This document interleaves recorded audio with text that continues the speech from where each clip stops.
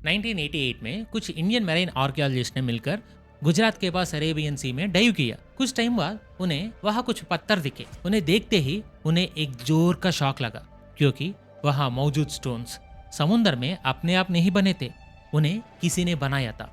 और उसे भी इम्पोर्टेंट, वो नॉर्मल पत्थर नहीं थे, वो हाउसेस और पैलेसेस बनने में यूज होने वाले पिलर्स थे। जब उनकी कार्बन डेटिंग हुई तो पता चला कि वो लगभग 4000 साल पुराने थे। तभी उन्हें समझ आया कि उन्होंने जो डिस्कवर किया है वो कुछ और नहीं बल्कि भागवत पुराना, विष्णु पुराना, स्कंद पुराना, गरुड़ पुराना जैसे महापुराणों में एक गोल्डन सिटी के रूप में वर्णित खुद महाविष्णु के अवतार गोपाल के हाथों से बनाया सिटी द्वारका थी।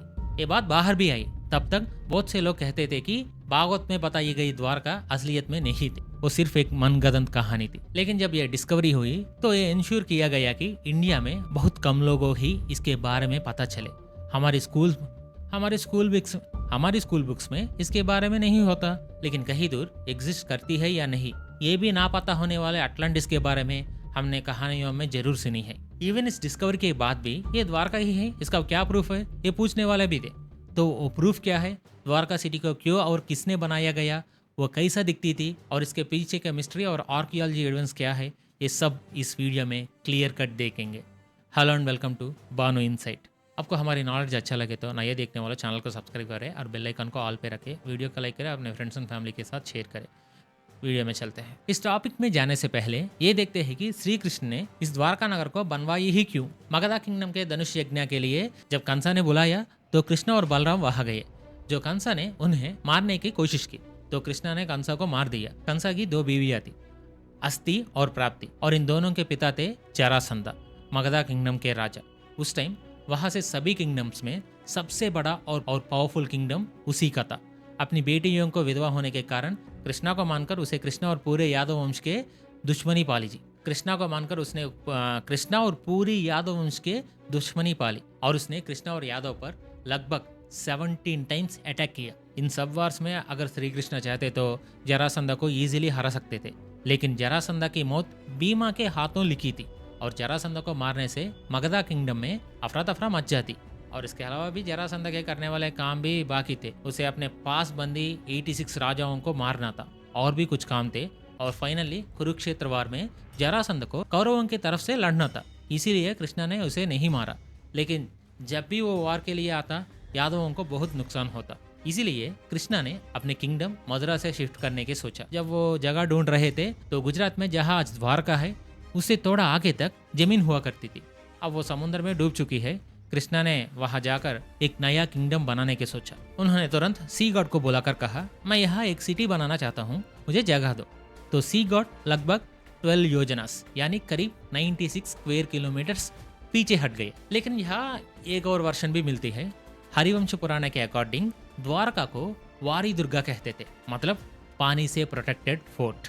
और उसी पुराण में एक और जगह इसे उदधि मध्यस्थना कहा गया, मतलब समुद्र के बीच में मौजूद आइलैंड ग्रुप्स।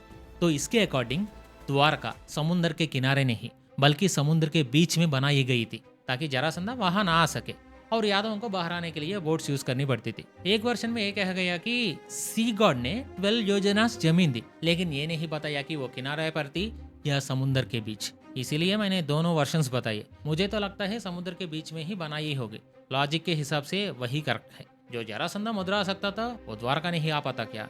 एनीवेज, एक बार लैंड मिलने के बाद कृष्णा ने वादा किया कि वो यहाँ एक शांति किंगडम बनाएंगे, एक शांत किंगडम बनाएंगे। उन्होंने तुरंत डिवाइन आर्किटेक्ट विश्वकर्मा को बुलाया और उनसे स्वर्ग से भी बेहतर एक सिटी बनाने को कहा। और विश्वकर्मा ने द्वारका सिटी को सिर्फ एक दिन में बनाया गया।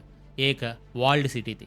आपको समझने के लिए बता रहा हूँ, सलार मूवी में कांसर सिटी के चारों तरफ बड़ी बड़ी दीवारें थी, वो एक वॉल्ड सिटी का एग्जाम्पल है। यहाँ भी सिटी के चारों तरफ बड़ी बड़ी दीवारें थी और इन दीवारों में बहुत ही ग्रैंड बड़े बड़े गेट्स थे।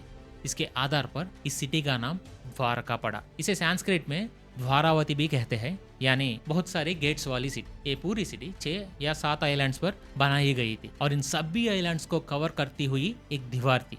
इसके अंदर कैनाल्स और बहुत से नेचुरल वंडर्स भी बनाए गए थे। श्रीमद् भागवत के 10वीं बुक के 69 चैप्टर के पहले 6 श्लोक द्वारका के बारे में क्लियर कट बताते हैं। इन श्लोकों के अकॉर्डिंग जब कृष्णा ने नरकासुर को मारा तो उस राक्षस के पास से 16,000 गोपियां को आजाद करवाया। ये गोपियां कोई और नहीं, पिछले जन्म में महाविष्णु से शादी ना कर पाने वाली औरतें थी।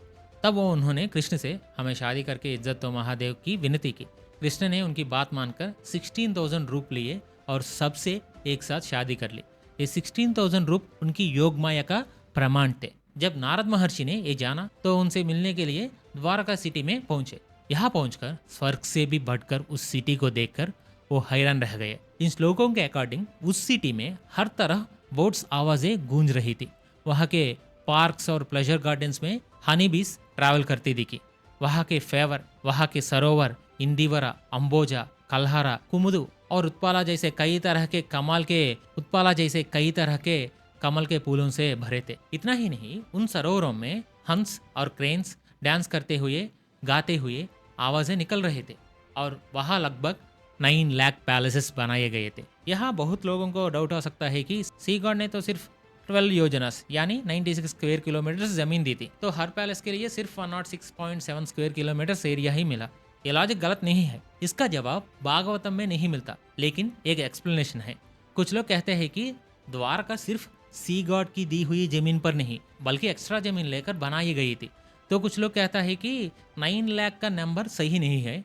वो कैसे बताता हूँ। यहाँ स्पेसिफिक श्लोक की लाइन है, प्रसाद लक्सिर नवभीर। प्रसादा का मतलब होता है पैलेस, मैंशन या श्राइन, और लक्सा का मतलब होता है 1 लाख। इसके अलावा मार्क, फीचर या साइन भी होता है। नवभी का मतलब या 9 तरह के होता है। तो यहाँ 9 लाख बिल्डिंग्स के बजाय 9 तरह के फीचर्स वाले बिल्डिंग के मीनिंग भी हो सकता है। ट्रांसलेशन में गलती हो सकता है। तो ये बिल्डिंग्स क्रिस्टल और सिल्वर से बनाई गई थी और उन्हें ह्यूज एमराल्ड्स यानी पन्ना रत्नों को डेकोरेट किया गया है। और पैलेसेस के अंदर का फर्नीचर गोल्ड और ज्वेल्स से बना हुआ था। वहाँ का रोड सिस्टम भी बहुत अच्छा था। रोड्स को पुराणों में बृहद मार्गास कहा गया और वहाँ एलिफेंट्स, घोड़े, बैलगाड़ियाँ सब आराम से चल सकते थे, ऐसा नारदा ने वर्णन किया। बहुत से असेंबली हाउसेस और डेमी गार्ड्स के टेम्पल्स भी थे, जैसे वरुण देव, अग्निदेव, इंद्रदेव के। वहाँ के मार्केट प्लेसेस भी बहुत ऑर्गेनाइज्ड थे। एक तरह की वो किसी भी मॉडर्न सिटी को कम नहीं थी, बल्कि हमारी कल्पना से भी ज्यादा ग्रैंड थी, ऐसा नारद ने कहा। इसी चैप्टर के 7 to 8 श्लोक्स में सिटी के सेंटर के बारे में भी बताया गया।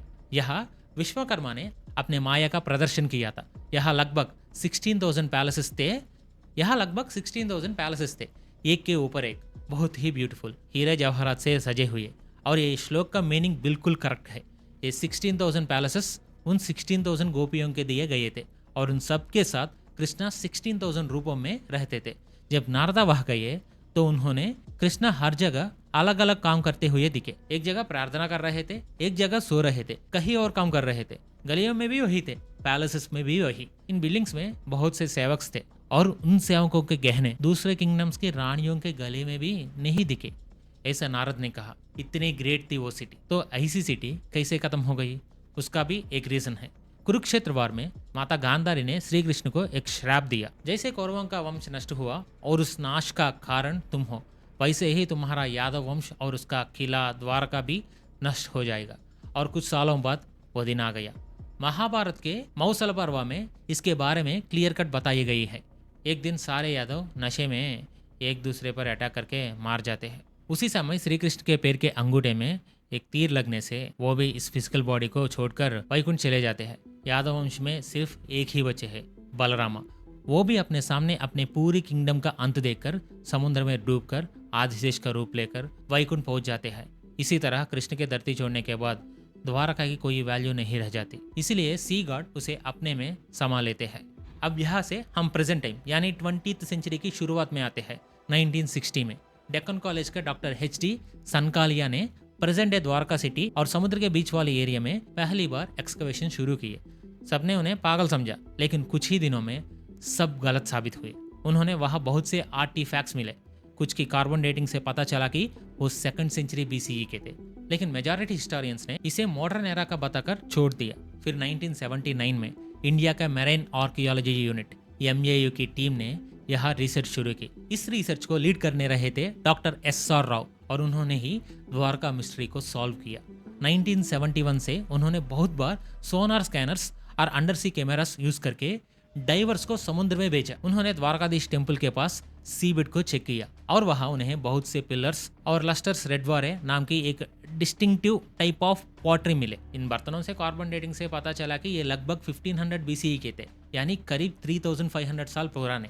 ये वही टाइम था जब इंडस वैली सिविलाइजेशंस भी खत्म हो रही थी। लेकिन इंडस वैली की पोल्ट्री और यहाँ मिली पोल्ट्री में दोनों फर्क था। Doctor SR. राव और उनकी टीम ने अब 1980s में अपनी रिसर्च जारी रखी। 1983 से 1990 के बीच वो बहुत बार समुद्र में डाइव करते गए। धीरे धीरे उन्हें वहाँ एक कल्चरल लैंडस्केप दिखा। मतलब एक सिटी का समुद्र में डूबने के बाद जो निशान रहते हैं 3 से 6 मीटर की गहराई में उन्हें वेल ड्रेस्ड स्टोन ब्लॉक्स मिले, यानी पुराने ज़मीन में घर बनने के लिए काटे गए पत्थर। उनके साथ पिलर्स गिरी हुई दीवारें, किले की दीवारें और बिल्डिंग्स फाउंडेशंस भी दिखे। और एक इम्पॉर्टेंट चीज़, उन्हें कुछ स्टोन एंकर्स भी मिले, जहाज़ों को रोकने के लिए जो भारी चीज़ समुद्र में फेंक जाती है ना, ये वाले। ये मेडिटेरियन और मिडल ईस्ट में 15 to 19 सेंचुरीज बीसीई में यूज़ होने वाली 3 होल्ड स्टोन एंकर्स जैसे थे। तो इसका मतलब द्वारका एक ट्रेड सेंटर था। धीरे धीरे यहाँ लगभग 500 आर्टिफैक्ट्स मिले, उसमें कुछ सील्स और इंडस स्क्रिप्ट जैसे सिंबल्स भी मिले। तो हो सकता है उन दोनों सिविलाइजेशंस के बीच ट्रेडिंग होती थी। लेकिन इन सबसे इंप्रेसिव डिस्कवरी थी एक long ancient wall segment. Diverse ने लगभग 550 मीटर्स लंबी एक पत्थर की दीवार खोजी और उनके पास सीबेड पर ग्रिड लाइक पैटर्न्स भी मिले। अंदाज लगाया गया कि किले की दीवार और शहर की गलियों का पैटर्न्स हो सकता है। यहाँ उनके सामने मेन प्रॉब्लम थी सपोर्ट की कमी। अरेबियन सी में अंडर वाटर एक्सप्लोरेशन बहुत मुश्किल है। वहाँ स्ट्रॉन्ग करंट्स रहते हैं और पानी साफ नहीं होता। फिर भी उन्होंने बहुत कोशिश करके कई प्रूफ्स इकट्ठे किए और 1990s तक डॉक्टर राव ने कंफर्म कर दिया कि यह एक सिटी थी जो समुद्र में डूब गई। And it's proved, we have to accept it. अगर हमारा नॉलेज आपको अच्छा लगे तो वीडियो को लाइक करें, चैनल को नए लोग चैनल को सब्सक्राइब करें और अपने फ्रेंड्स एंड फैमिली के साथ मस्ट इस वीडियो को शेयर करें। And thanks for watching this video.